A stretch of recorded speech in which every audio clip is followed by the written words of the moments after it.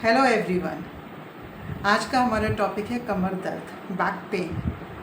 आज ये समस्या हर उम्र के व्यक्ति में आपको मिल जाएगी और हर व्यक्ति इसका कारण अलग अलग बताएगा आपको। महिलाएं बोलेंगी कि प्रेगनेंसी में हो गया, या फिर हमने गलत वेट उठा लिया, या चोट लग गई, इंजरी हो गई।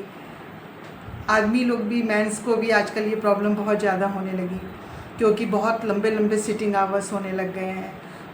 और जैसे हमने कल बात की थी कि हम मोबाइल के ऊपर बैठे रहते हैं, गलत गलत पोस्चर्स में बैठे रहते हैं। वो बहुत लंबे लंबे सिटिंग आवर्स की वजह से हमें ये प्रॉब्लम आ जाती है। गलत तरीके से सामान उठाने से पोस्चर हमारा करेक्ट नहीं होता, इस पर भी हमने बात की थी। तो ये जो सब चीज़ें मिल के जब लंबे समय तक हमारे शरीर में रहती हैं, कोई भी चीज़ देखो, आप ऐसे समझो कि कोई भी चीज़ एक दिन में नहीं होती। जब वो चीज़ें लंबे समय तक हमें चलती हैं तो हमारी स्पाइन जो है उसको एब्जॉर्ब कर लेती है और हमारे वहाँ पे पेन होने लगता है, क्योंकि वो स्पाइन लंबे समय तक वो मुड़ी भी बैठी है, उसकी एक्सरसाइज नहीं हो रही है, हमको एक्सरसाइज नहीं कर रहे हैं, हम चल नहीं रहे हैं, वॉकिंग नहीं कर रहे हैं, एक ही जगह पर बैठे हैं, सेडेंट्री लाइफ स्टाइल है, तो हमारी कमर में दर्द हो जाता है। तो ये जो आदतें हैं ये हमारी स्पाइन पे प्रेशर बनाती हैं और हमारा उसमें दर्द शुरू हो जाता है। तो यहाँ पर एक बात समझने वाली ये है कि दर्द जो है हमारा दुश्मन नहीं है। दर्द हमें अवेयर करता है कि इसकी आप अपनी केयर रखो। हम समझ लेते हैं सीधे दर्द हुआ और हमने कोई पेन किलर खाया और हम सोचते हैं इससे छुट्टी मिल गई, जबकि दर्द इसलिए है कि वो आपको बता रहा है, वो बॉडी का पोर्शन। आपकी स्पाइन आपसे कैसे बात करेगी? वो आपसे कह रही है कि मुझे अटेंशन चाहिए, थोड़ा उठो, थोड़ा चलो, थोड़ी एक्सरसाइज करो, थोड़ा हिलो डुलो।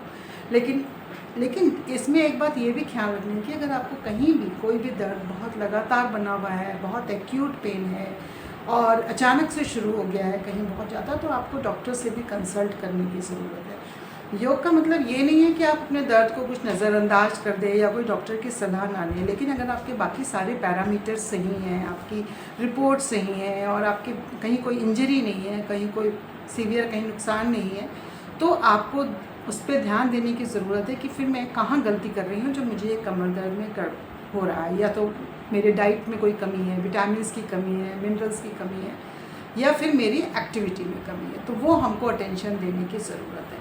तो आज के लिए ये संकल्प करना है कि मैं अपनी पोस्चर का ध्यान रखूँगी, मैं मूवमेंट करूँगी। जो हमने पीछे सारी चीज़ें बातें करी उन सबको कंबाइन करके एक्टिविटी है ये, कि मैं अपने पोस्चर का ध्यान दूँगी। जब हम खड़े हैं तो हमें ये देखना है कि हम कई बार एक टांग पे खड़े रहते हैं, मतलब लाइक हमारी बॉडी का वेट ना एक तरफ ज़्यादा होता है। अगर आप नोटिस करोगे तो हम लोग ज़्यादातर एक तरफ हमारे पैर का वेट, तो बॉडी में बैलेंस नहीं होता है। तो वो हमें उस चीज़ पे नोटिस करना है कि क्या मैं एक वेट पे ज़्यादा खड़ी हूँ, या फिर हम कई बार, वो लेडीज़ तो गर्ल्स आजकल हाई चप्पल पहनती हैं, हाई हील की, उस पर हमारी स्पाइन पे बहुत प्रेशर पड़ता है।